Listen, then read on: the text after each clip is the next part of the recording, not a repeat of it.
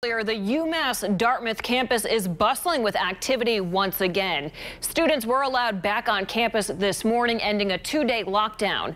On Friday, police determined there was no threat, but asked school officials for more time as they conducted their investigation. Eyewitness News reporter Steve Nielsen was there as students returned today, and he has more from the newsroom. Now, as a real sign here, everything's returning to normalcy. Just 30 minutes after reopening, a regularly scheduled baseball game went on, also a tennis match. Most students had no reservations about coming back on campus. UMass Dartmouth finally opens up again quietly Sunday. The last building to open, the dorm where Dzhokhar Tsarnaev lived, Pinedale.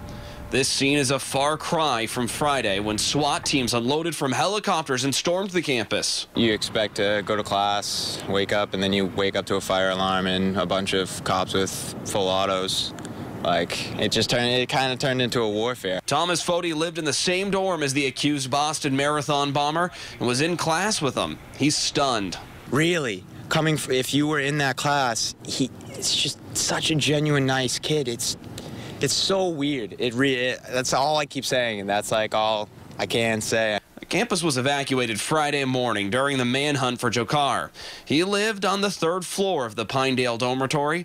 His classmates say that they saw him on campus after the bombings and that he was calm. Officials say everything's back to normal now. We had to make sure the campus was completely safe. By Friday evening, we knew this campus was safe and secure. And at that point, it was a matter of coordinating with federal law enforcement to make sure that they had the time they needed to complete their investigation.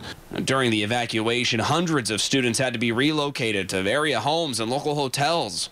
Most seem to have no problem with being back on campus. I'm not really concerned about anything. I feel pretty safe coming back. It's kind of weird being on campus, but I'm sure everything's safe, considering they're here for 2 straight days with more law enforcement than I've ever seen in my whole life.